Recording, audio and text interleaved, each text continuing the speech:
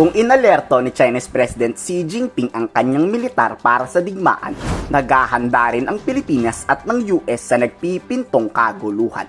Sa pambihirang pagkakataon kasi, nasa Pilipinas ang dagdag puwersa ng US Air Force. Nasa ating bansa nga ang F-16 fighter jet ng US. Nandito para magsanay na tumira at magpabagsak ng kalaban.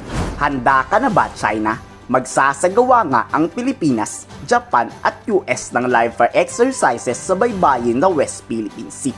Ang mas nakakatakot dito, pinaghihinala ang armado ng nuclear bomb ang fighter jet na i-deploy ng US.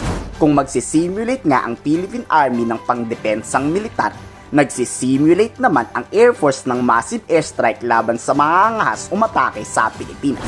Pero depensa agad ng Air Force Second Lieutenant na si Madison, hindi naghahamon ng giyera ang US Air Force.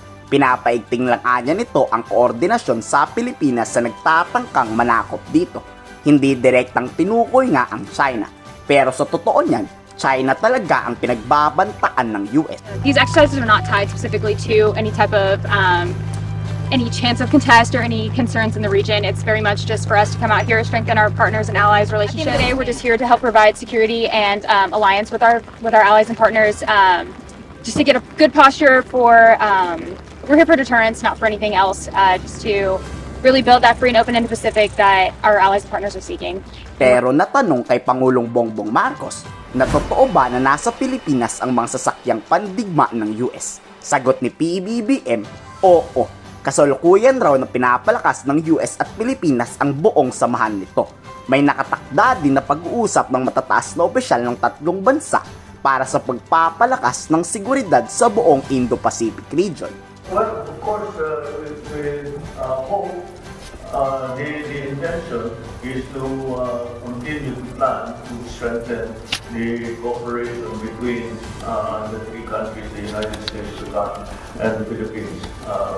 And we will perhaps formalize it, but at this point, we are still, that's part of the discussion that we will be having. Exactly what will be put in any such agreement. Maraming tutol na nasa bansa ang dagdag pwersa ng US Air Force. Pero ba't kayo tututol?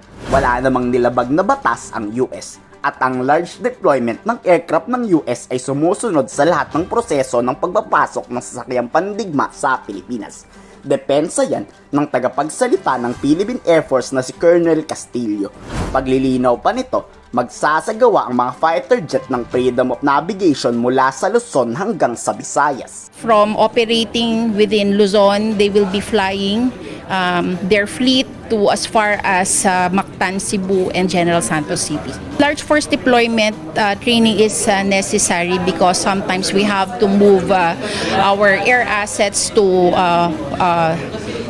different countries. Kung hindi talaga dahil sa US, malamang talaga inatake na tayo ng China. Buti na lang at nandyan ang pwersang pandigma ng Estados Unidos. Kayo, pabor ba kayo sa simulated attack na ginagawa ng Pilipinas at US Air Force? I-komento sa baba ang inyong salobin.